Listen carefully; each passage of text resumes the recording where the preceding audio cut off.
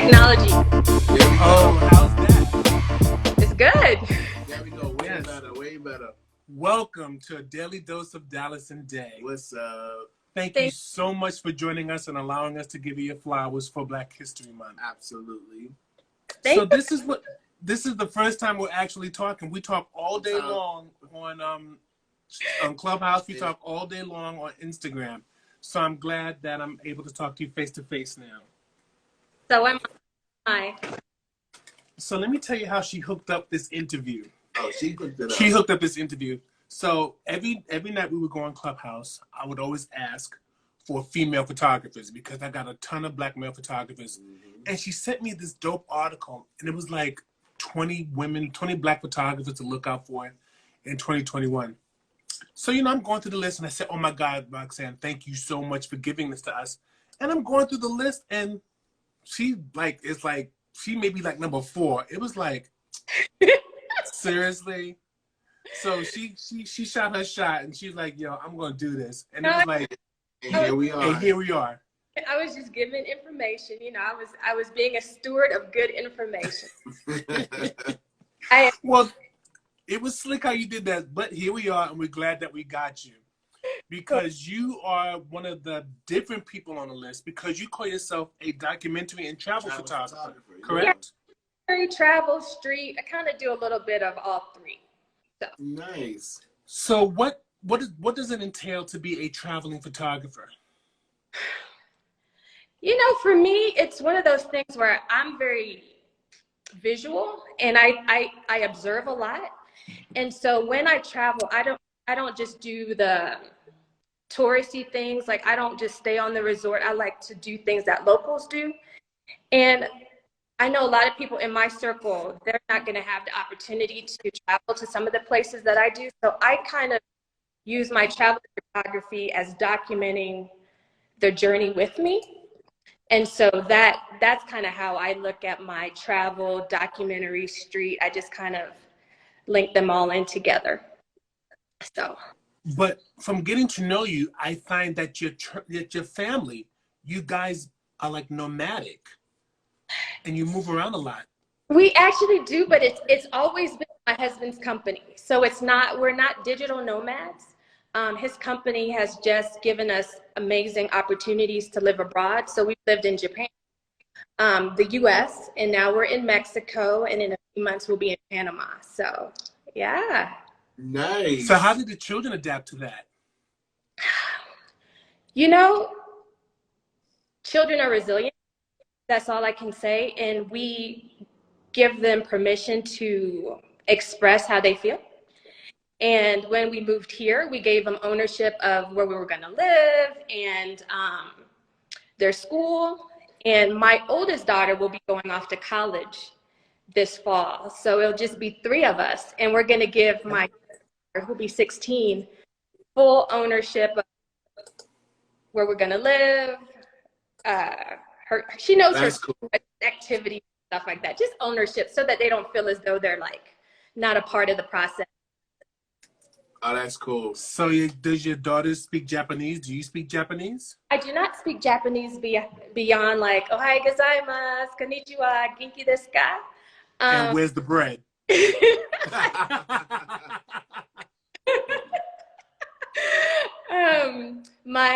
My youngest daughter is she's totally fluent in Spanish. My oldest daughter understands fully, but kind of like me, is hesitant to speak, doesn't want to sound silly, and my husband's not bilingual at all. So how did this venture into photography? Like, were you born with a camera in your hand, or did you have to develop this along the way? I mean, I remember being a kid and my mom buying me one of those, is it Vivitar? I think that's the name, Vivitar camera. Yeah. And I used to take it, I grew up in Houston. I don't know if you know about Astroworld. Do you know about Astroworld? And as a kid, I used to go there with my friends and my little camera. And I never really got into photography until, nothing serious until I moved to Japan. And you guys have been to Japan because you guys like travel too. But I've been there. I haven't, not yet. Not yet. I mean, it's like it's a photographer's dream, especially if you go to places like Kyoto or Osaka or Tokyo. And I wanted to document our lived experiences there. So I got into more documentary style. And then when we moved to Mexico, I don't know if you guys have been to Mexico City, but it just takes street photography, documentary photography to a whole other level. So it's been a blessing for me because it's kept me engaged with locals. It's kept me occupied because in the U.S. I work as a nurse, a pediatric nurse, and here I don't work as a nurse. So it's been my thing. So you were able to put down your scrubs and pick up your camera and just do this and just enjoy. I'm one of those that I just kind of go with the flow. We said early on in our marriage that, we wanted to do this international lifestyle. And my husband, he picked places or his company picked places where I just couldn't work as a nurse. And so I had to pivot. And thank God for photography because that's a hell of a pivot. I know, right? It's not that you went from nurse to, I don't know, dental hygienist. You just went, the pendulum just swung completely the other way. So tell us about your style of work that you do. How would you define your work? I tell people all the time because I navigate in spaces where I don't really see myself a lot, especially living here. I like people to know that I see them and that you matter to me, and that even though I'm different, we're all the same in regards to, people just want you to see them. People want respect. People want acknowledgement. And so that's what I do when I do my street photography in particular, because when people see me, they automatically look at me because they don't see anybody else that looks like me. And then here camera, but I start to talk to them, I engage with them because I like people that are in markets and street vendors, and they are enamored by the fact that I'm not a tourist, or I'm not just here temporarily. I'm actually a permanent resident here, and that just changes the whole dynamic. Yeah. They're like, by the time I'm done, they're not only saying, take pictures of me, showing me their stuff. They're showing me pictures in their phones. They're telling their friends to come here. It's pretty. Wow. It's just been a great way to kind of bridge. Because I moved here we moved here in 2015 from the U.S. And, imagine moving from the U.S. in 2015, all the stuff that to show Mexico the way I want Mexico to be seen. So let me ask you, so you don't do the typical street photography where you invade their space from a distance. You engage with your subject. How do you feel about people who do that? Say that one more time. I'm sorry, I cut you off. I was saying, how some street photographer actually invade your space with like a 400mm lens, where you engage the subject. More of a voyeur style, and you're doing more of a documentary style. How do you feel about photographers that do invade space in street photography? That's always a big conversation, because I've been in situations where, especially where I don't want to disrupt, where I do use my zoom lens, but I feel as though you can always tell those images come from a voyeuristic place. And for me, my preference is to not do that. My preference is to really get to know people and to almost understand why that person's interesting. Why do I want to take a picture of that person? Because I know for me, I've been in situations where people have almost like all the way in my face, like taken a picture, or they've like pulled my hair, or they've just invaded my territory. And I'm just like, that is not cool. Or you see them with their camera, like pretending not to take your picture, but they are. And I just think to myself, like, if you came up to me, if you talk to me, I'm good, like I would engage with you and what have you. So I just prefer just to let people know what I'm doing. But then I like relationships. Maybe that's me being a nurse and talking to people all the time and assessing people all the time. But I like engagement. So I can always tell the pictures that I connect with most are the ones that I really took the time to engage. Wow. No, go ahead. Have you ever come across other female photographers that do what you do? In Mexico City, I had, I have a really good friend. She was a street photographer here, and she's the one who actually got me out of my, like, where I live, my little bubble, and kind of like ventured out. Her name is Margaret Metcalf, and she, every Tuesday, she would take a group of us just out on the street for 3 hours, and she basically showed us what it's like to just engage with people, not scared. Because I was always hesitant because my Spanish is not the best. And I was like, they're going to think I'm crazy. And she just basically said, no, you know, you interact. And that was probably the biggest blessing that I could have had. So since she's left. Shout out to Margaret. Yes, shout out to Margaret Metcalf. But since she's been gone, it's been so different. I really not. So I've kind of pivoted. I've kind of done more things with my kids and some of my girlfriends here that I just love capturing, and we do things together. But yeah, no, I don't have many female street photographers here. Have you ever come across any dangerous situations that you've been in? Not just being a woman, but being a woman of color in a foreign country? Not necessarily, because I'm one of those where I just, I keep my head on a pivot. Like, I am very incognito. I don't wear anything flashy. My camera, I have a Sony A7 III, but here everybody has a Canon. So it's almost like if you don't have a Canon, they think you just have a crap camera. And you know, it's like, so I just kind of, you know, wander around, and I kind of wander around in places where it's heavy visibility too. So you can, I know how people react. I've been here for almost 6 years. So I've just kind of keep my head on the swivel. But also I realize people pay attention to you if you really act skittish. So if you're one of those that's like, you know, or hiding, you just. So you really are black. So you do that. Really?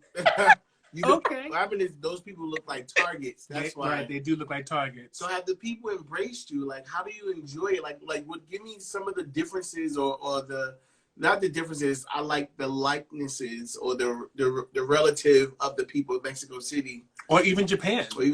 Yeah. But I want to hear about Mexico first, because I think I want to hear about the people. Because we're closer to Mexico. And you know what? I always think that they're beautiful. I always think the Mexican people are beautiful. I love their skin. I love their hair. I love it. It's such a energy to the people. So I want to hear your experiences. Take. Yep. Mexico City, the people of Mexico City for me are truly family oriented. Everything is about the family, the extended family. So we'll have the grandfather, the grandmother, the aunts, the uncles, the cousins, everybody is kind of like together. Nice.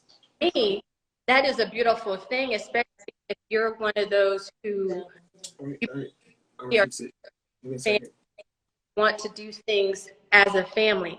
Now, I will be honest in saying that's hard to tap into, because they don't really have, I don't want to say use for you, but if they're doing things with their families on the weekends, you might not get to hang out unless you're cool enough where they want to invite you in. And when you get that invite in, that is sacred, because you're meeting like everybody. You're having the authentic moles and tamales and sopas, and it's a really authentic engagement. I find that people here are very accepting of me, because I am my authentic self. I put on no airs. I don't act like I'm better than anyone. I mean, I could eat a street taco with a vendor and go to a fancy restaurant, and I treat everybody the same. And people see that, recognize that. And I think when you show that, people welcome you in. So I have some amazing friends here that are Mexican that I know every time I come back, I have family. I have connections. I have love. You know, Japan. Japan Yes. is a different beast. I will say, I was smart. I befriended two people that were my lifelines because I didn't know the language. But it's always been, I'm at the door.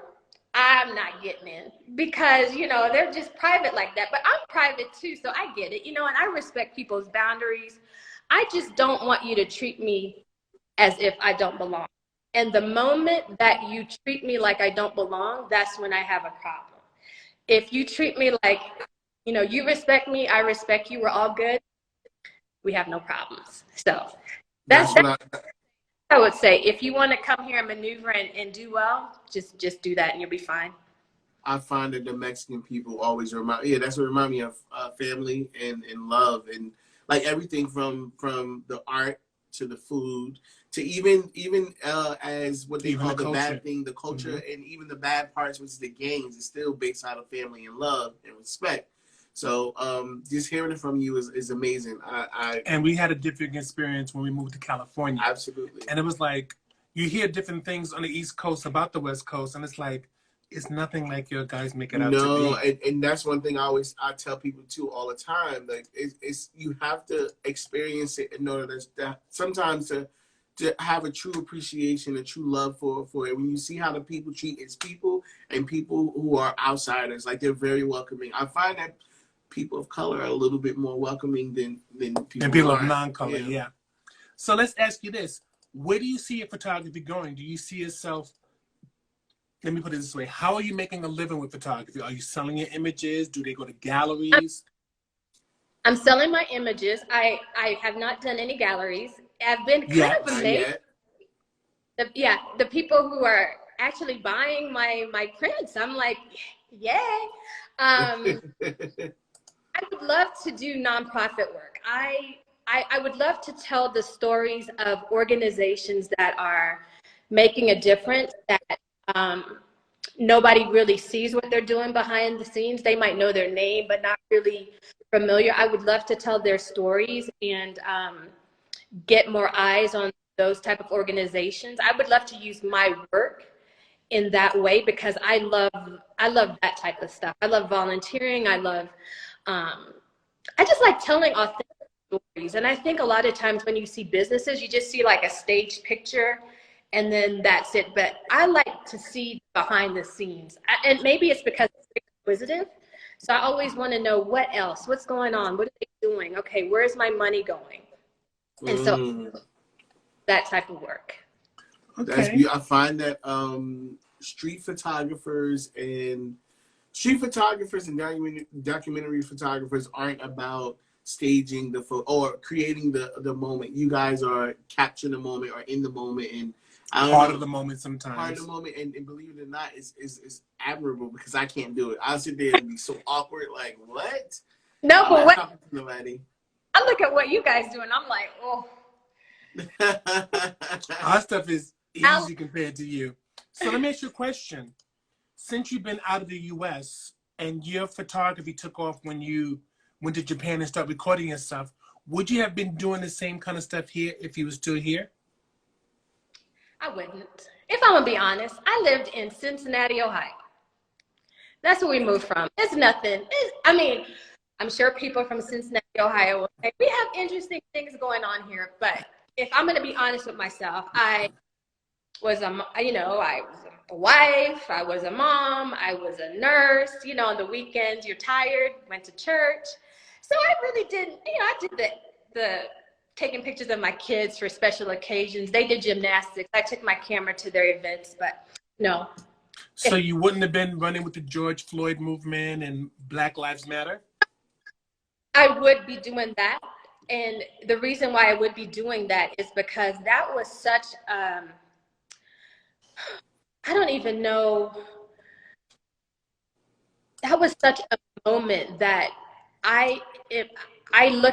still look at the video and I think to myself, where is humanity? Like where is our level of humanity where it took something like that to make people realize that we matter, to make people realize like, oh my gosh, this has been going on, nobody's been paying attention. So yes, I would totally have been involved in that. But I want to get to a place where like that's not a thing. Like I want people to pay attention to just our everyday lived life. Like we matter, like see me. And that's why I think a lot of my images, especially of Black people, are very like bold, in your face, like living experiences, because I want people to like see us. We're not a protest uh a protest with a sign. Like I think that's where people are kind of lumping all of us in. It's like we're either struggling or we're protesting or athlete. And I'm like, we have such rich lives. Like, capture that, capture me just being me, you know. That's what I want to see, and that's what I don't. We have conversations like that, like somebody mentioned when it comes down to Black people, every time we do a movie, it always have to be Oscar worthy. It always have to be about a struggle, about a slavery. And then I asked, when do we have a time just to be regular? When can we have a regular movie based on Black love, a comedy, a dramedy, just living life, a romance? What do a Black romance look like in 2001? We need to be shown all of who we are. Not just Black people of color need to be shown who we are. It's not just a struggle, a fight, a overcoming. I'm tired of being an underdog. Why can't I be, not? Why can't you just show up like yourself, right? Yeah, and they're always surprised when they meet you, and I love that. I love meeting photographers because every time we do our job, we doing a job of showing people who we are, showing people that we're not just those things. So when they see your work and they're like, oh wow, she's well traveled, it's like we are. We have those too. Well traveled, well spoken. We're well spoken. We're educated. We live well. And it's not an anomaly. Can you imagine? So let me ask you a question. Yeah, one more time. Say it one more time. Say it again. We can use silverware. Like, we know how to, which is a salad fork and which one is, regular fork. Like, we're good. And guess what? We can also hold up our pinky. Oh my God. So let me ask you this. With regards to your work and social media and all of these things, who do you present your work to? How do people find where your artwork is? Okay, so I'm going to be totally transparent in saying for the longest time, my work was strictly mine or my private Facebook. And then I joined Black Women Photographers. Like, I totally love Polly. Like, Polly, for me, she has been amazing because she has gotten me out of my shell. And I realized, so many of us are sitting, and this is not even for photography, this is just people in general. So many of us are sitting on gifts or just things that we should be sharing into the universe that we're not. And so I share more on Instagram. I've been kind of connecting with people on Clubhouse. Hey, Dallas. And I'm doing some stuff with my website and just getting out there. And also I'm trying to connect with local photographers because they have a different way of capturing because they are local and they see things differently than I do.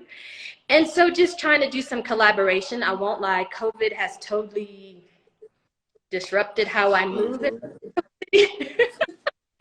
But I am making connections, and because of that, I was like slowly, I'm just doing my thing. But I'm not one. I kind of, I'm about to be 46, and I just move in silence. Black don't crack.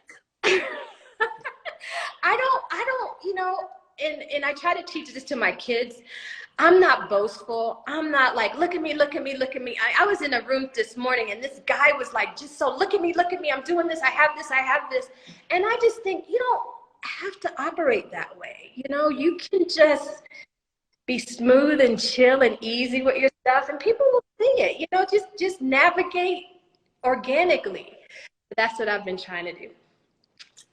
Well, good work. That is amazing. You have amazing work. You have an amazing eye. I have amazing eye. I love your journey. I love your story. I love what your family is doing, the moving, and you guys are like having these major leaps in different cultures. And it's like, I don't know, for me, that a lot of people of color don't have. Yeah, so I don't know, for me, I think that's amazing. I would love to travel in my mind. Before COVID happened, we was going. We almost had a world tour going on before COVID just wiped us out. Ruined us, but at the end of the day, no, it just paused us. Yeah, I admire it. I admire it. So let's talk about the women photographers of color, the Black women photographers. Tell us about that. Tell us about that group. So, you know, it's one of those groups where it's not like Facebook where everybody's posting. It's one of those where this is an opportunity. I'm sharing it with you. One of us needs to gravitate to it. Polly is great about finding opportunities and people to connect with. And I think because she's so transparent on who she's connecting with, we ourselves are now also realizing we can do this too. So who do I know that can benefit this organization, this group? Who do I know that would be perfect for this job? And it's one of those groups that forces you to be okay sharing. Because the more you share, if you win, I win. You get this one this time, I get that one. And I think it's been a refreshing community to be a part of, because so many times people act like Black women we're angry, we're mean, we don't share, we don't like each other, we have problems. And that is so not the culture of that space. So I pray that it stays the way it is. I pray that Polly gets all of her blessings, because she has been just an amazing young lady. I mean, I saw her interview with Audrey, Kesha, and Karen, I think, of Creative Soul. I don't know if I'm saying her. And just even they were telling her how impressed they were. And these are like well-established photographers. So I just think it's a community that I pray will branch off into other communities where we set up our own maybe sub-communities that all branch back and say, hey, we're doing this in Houston. Hey, who's here to collaborate, here to do this with? I'm in New York, I'm in Mexico, I'm in Panama, and just network like that. Because I think, when we look at other people, that's what they do. It's not like they're better than us. They just know how to network. Absolutely. So, before I ask your question, somebody just asked. Yeah, somebody just asked, where can they find this where can they find this group? What's the name of the group? And do they have a social media platform? Yes, it's Black Women Photographers. And the main platform is on Slack. But Polly, if you look Black Women Photographers on Twitter, there's a link. And it links you to the group. I didn't mean to cut you off. I'm sorry. No, okay. That was exactly because I wanted to get that out there while we still have the question up. I was about to say. So what do you think are some of the problems that we had to create an organization like this for you women? Yeah. Like, what was the climate out there that we said, okay, the women photographers need their Black own women space. Photographers need to do this? What was happening out there that you needed, that Polly even thought that she needed to do something like this for you women? I just think it was one of those things where we weren't getting access, we weren't being heard, or if we both said, hey, I can do that too, somebody else would come in over us, overspeak us, and then if we defend ourselves, we're angry, we're mad, we don't know how to. It became kind of an exhausting, I would say an exhausting thing. And sometimes too, I mean, if we're gonna be totally transparent, some people just don't know where to go, where to look, how to network. And so they almost need organization to help them figure out, oh, wow, I can do that. Oh, I can have my portfolio reviewed. And it's not that big of a deal. All I have to do is kind of put my pictures together and get my website together and put myself out.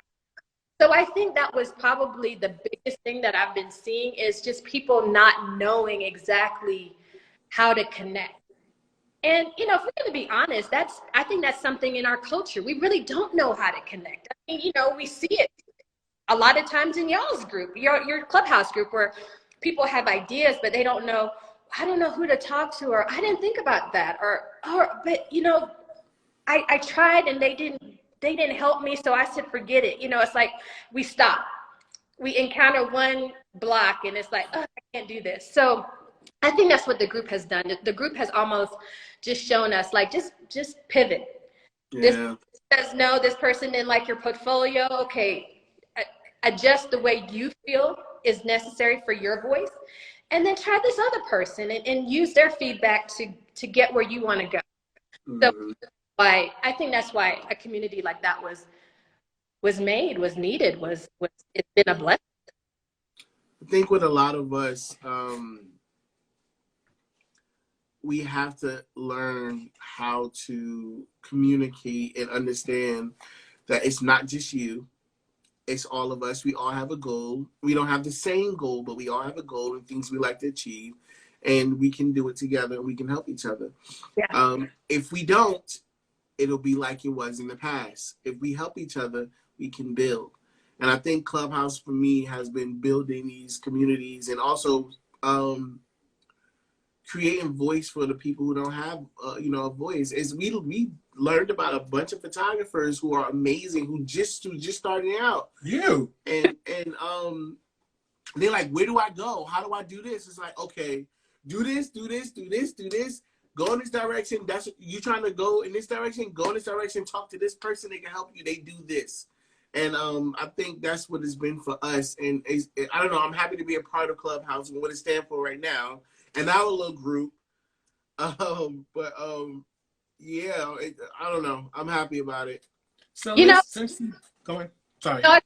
That's been the craziest thing for me about Clubhouse. The level of giving, which is sad, right? I should not be shocked by the level of giving, but the fact that so many people, I mean, you're like, hey, I need help with this. And people are like, oh, just DM me and I'll help you out. Now, I don't know how many people are answering their DMs, but I will say for me, when I have asked people for help or questions, they have responded to DMs. But I think it's just our society is like, okay, this is just weird. We just don't give this type of information. And I say, everybody right now is just hungry for interaction. Like we miss people, we miss travel, we miss hugs, we miss talking, real conversations. And I think Clubhouse has just filled that void. And so I told my kids, I was like, once the world opens back up, ain't nobody going. Clubhouse is gonna go down. It really is. What are some of your goals and aspirations? Like, where do you're in this place of your photography now, where do you see your photography going? Or where do you want for it to go? I would actually love for, especially here in Mexico, I would love for my work to be, I do a lot of museum tours and stuff like that. I would actually love for my work, not necessarily in a big museum, but I would love for my work to be in a museum here that shows the lived experience of the Mexican people, but not just Mexican people, particularly the street vendors. Like that is, I'm actually been documenting them for 6 years now. That for me is my heart. Like I want people to see them as the heart throb of Mexico, especially Mexico City. I mean, before COVID, you could just walk and there's person selling tacos, there's person selling, certain drinks, there's person selling elote. It's just the energy. And we don't have that right now because of COVID, and it's breaking my heart. And so I would love for my work that I complete after I leave here to be a part of some type of exhibit where people see what it was like and see how to make it better. Because the fact that the heart of the country, Mexico City, is hurting because there's not enough finances or infrastructure structure, can't say that word, to help them is painful for me. So that's kind of where I would, my Mexico work, I would love to see in some type of museum here where people see. I would love to sell my prints and people put it up in days and say, you know, this is the vendor that's always hanging outside of my restaurant. And that's what you see here. Like, you don't see that in the US. You will have a person that's selling tacos, and right outside of their restaurant is a street vendor that's selling tacos. And those tacos are better. You said it. Wow. So I guess your job before you go to Panama is start to hit up the curators and start getting it out there. Is that what we're going to do? We're putting it in the universe. That's what it is. As Gianna said yesterday, we have to manifest. Yes. We have to manifest. You know, I listened to a Clubhouse. It's like, set your intentions for the day. And I agree. You have to manifest. You have to say what you want, you know. And I will never forget my first interaction with you, Dallas, when I was just me and you in that room. And you were like, do you have anything to ask me? And I was like, no, not really. You were like, nothing? And I thought, you know, that I needed to hear that.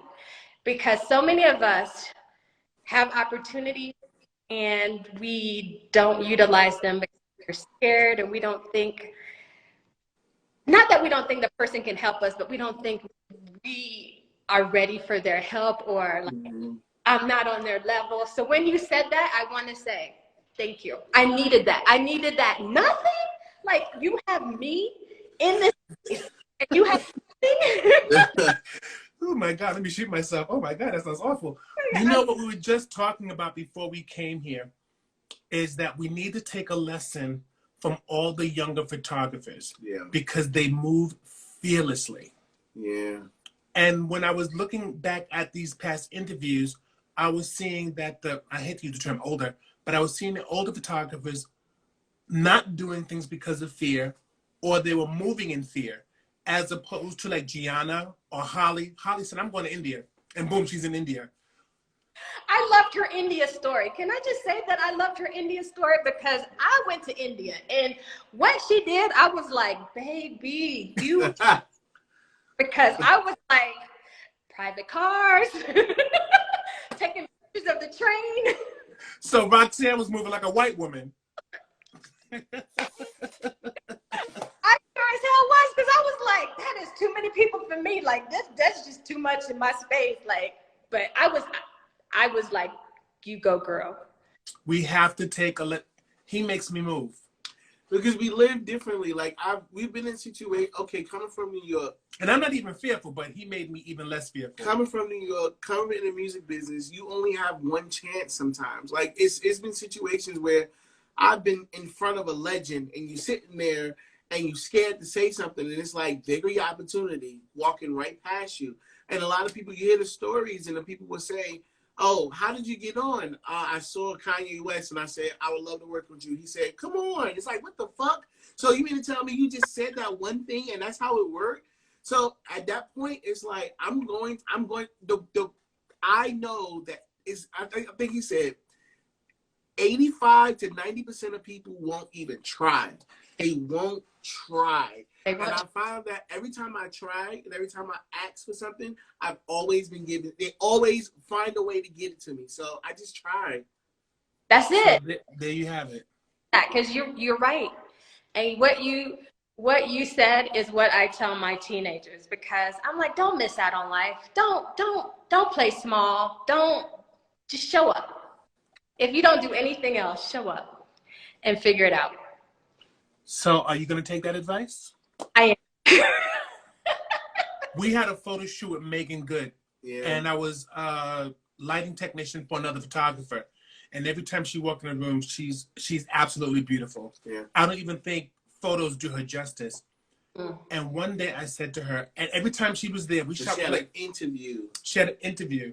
Yeah. And she made a comment of, just like he said, in this moment, it's not going to come back. Take it. It doesn't come back. And that was her story. She said, I had to take time. I had to take moments and not, wasn't given to you. You had to take it.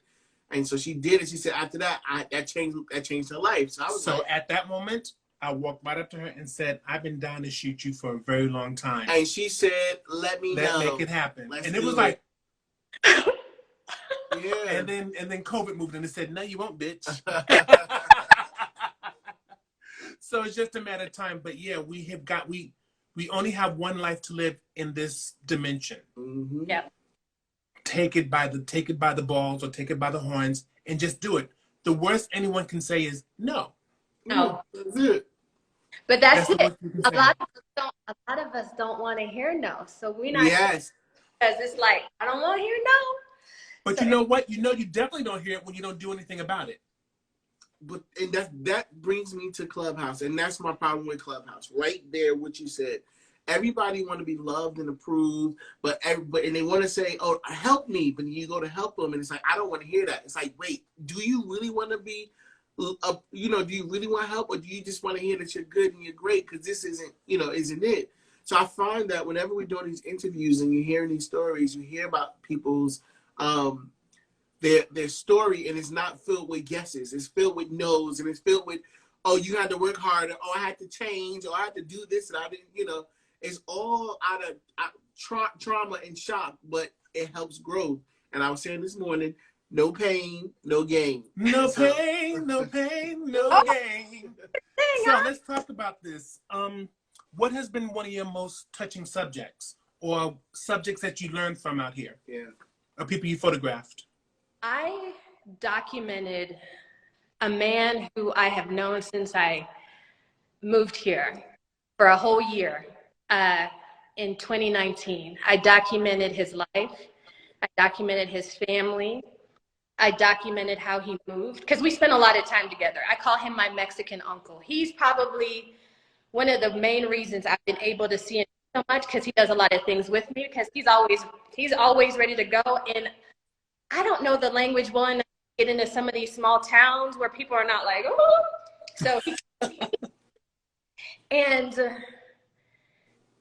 he talks to me about his family all the time, and I'd only met a few of them. But to spend the entire year documenting another human, it really makes you, one, look at your own family. How are you showing up? It also makes you see what love looks like.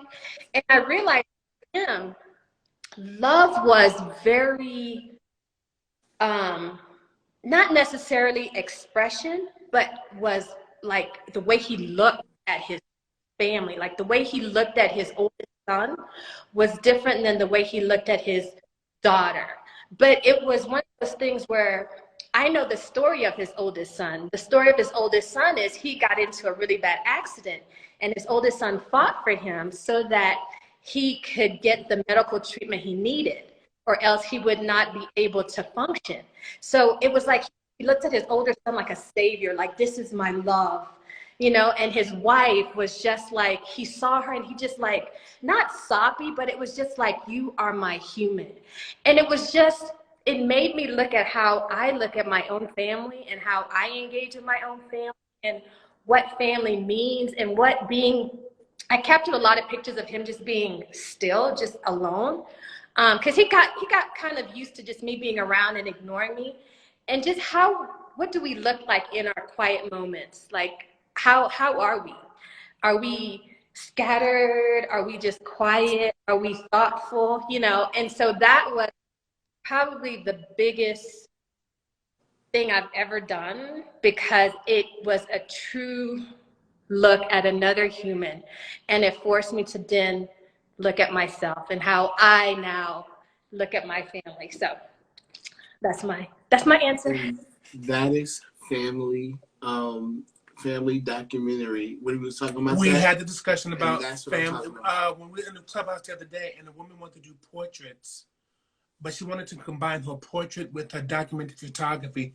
And we kept saying, how would you do that? And you just described it succinctly. So thank you for doing that. So we have the lesson. Absolutely. And that's why we say what you guys do is hard as hell. Yeah, it's hard. It's a skill, and what you guys do is definitely needed, because again, through your photos, it made you reflect on yourself.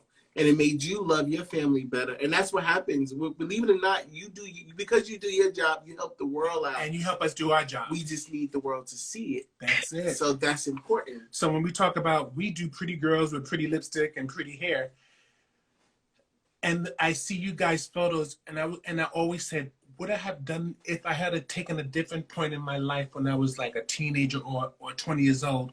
Would I have gone down that path? Because you, ladies and gentlemen, we have to tell you, you guys have opened up. You, Masan, Tito, you guys have opened up this world to us that, because we were in our bubble. Mm-hmm. You know, we see your photos from afar. Like, oh, look at that great photograph, and we'll look That's at it. Beautiful. Oh, that's nice, and then we'll move on. But then when you start meeting the people behind those photos and hearing the stories behind those people, behind those stories, it'd be like, oh my God, this is a whole different world. And it makes me have different appreciation for what you do and things that I want to do because of that. For me, I understand my story isn't to, I don't capture the moment. I create the moment. And sometimes I was the kid who always looked up at, you know, Tim Burton, who built these worlds, and, you know, Steven Spielberg, who built these worlds. So I want to build worlds. I was never really into the documentary where it's like, that's what life is like. Oh my God, that's what Africa looked like. This is sad. It don't feel. I am the dreamer. I get it. I love to dream. I like to tell those stories of you know, animals and bugs that speak. I like that stuff. So I can't do what you do, but I love what you do. I appreciate what you do. Thank you. Thank you. We really do. We really, really do. Yeah. And so that's one of the reasons why we have to give you, ladies and gentlemen who do this kind of work, their flowers. Yeah, because I could have filled the whole roster of beauty and fashion photographers, and it would just have scratched the surface. Yep, it would have been nice and it'd have been pretty, and, you know, because when you talk to what we do, if you talk to a bunch of us, we all do the same thing. We all had the same kind of journey. Somewhat. But when we no, but no, I know what you're talking about. You know, but upon talking to people like you, your beauty lies in a different realm. It's different. Like it's certain things that make you self-reflect. We all here for a reason, and we all doing our job. And what you do definitely is something that we all need. We all need to learn how to love differently. And you know, here's something funny. When we go to museums, we head towards work like yours. Absolutely, immediately. We do. We go right to the work like yours. Immediately. So people talk about we want to be published, but you're hanging in museums, and we're like, God. I want that. We saw a whole Gordon Parks exhibit, and it was like, and it was none of his fashion stuff. It was all your stuff. Yeah. And it was like, just to be there in that moment. But that was him. That was his life, and we appreciate it. Like just like we appreciate you. Absolutely. Like we appreciate you. So how are you passing this legacy on to your children? Okay, so my oldest daughter, she's one of my muses. So she's my muse. I have a girlfriend here who is a Jamaican chef, La Jamaica. She's my other muse. And those two are very much the same in regards to their reflections of me in different ways. So I will capture images of my oldest daughter and then talk to her about what I see in myself in that image and how I want her to maneuver. And so I see her come into her own, and I love that. And I think a lot of it is because she sees the images that I capture of her. My youngest daughter is an artist. She is amazing. Like she does photography, she does acrylic paintings. And so she actually is the one who inspires me. She's real feminist. You know, I have to kind of like, okay, Kennedy, her name's Kennedy. I'm like, go easy, baby. But she's amazing. And so I think they see their mom unafraid of showing up. I speak my authentic truth. I do not worry about, oh, they're not gonna like me. Do I like me? You know?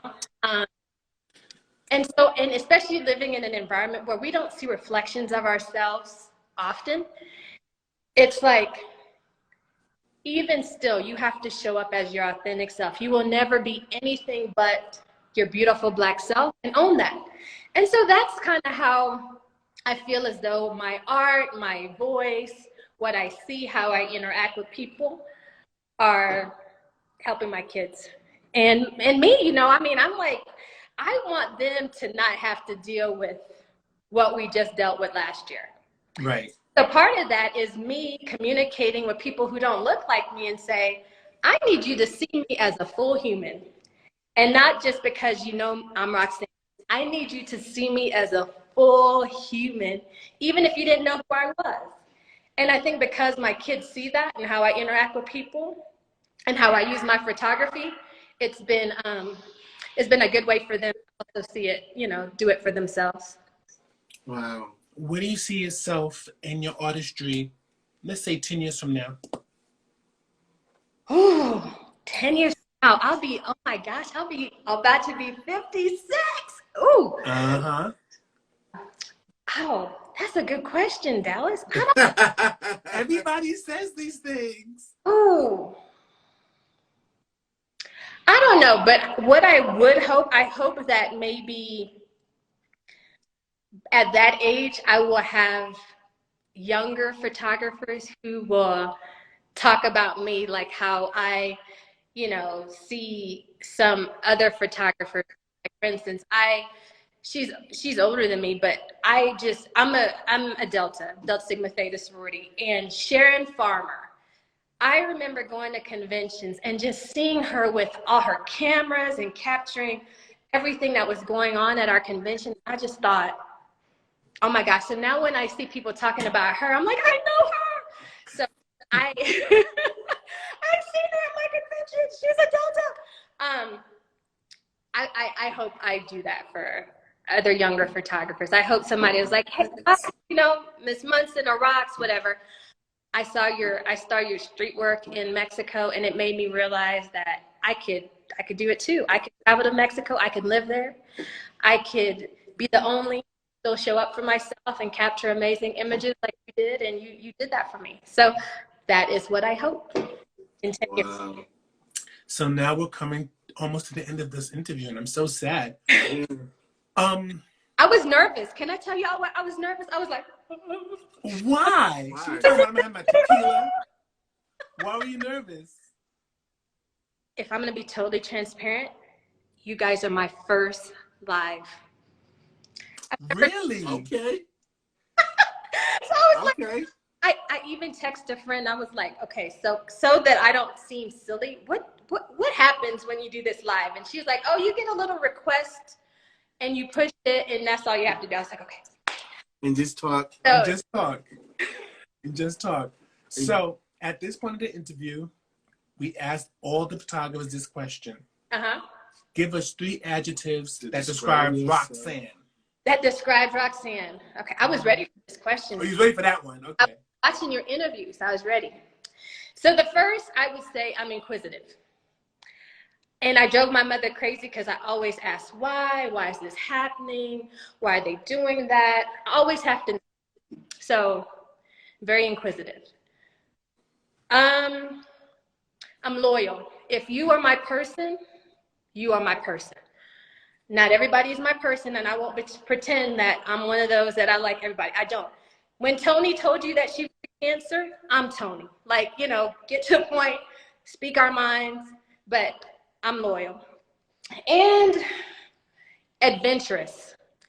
I will do whatever. The only 2 things I will say I don't do, I will not bungee jump, not scuba dive. But everything else I can guarantee that I've either done or I will do.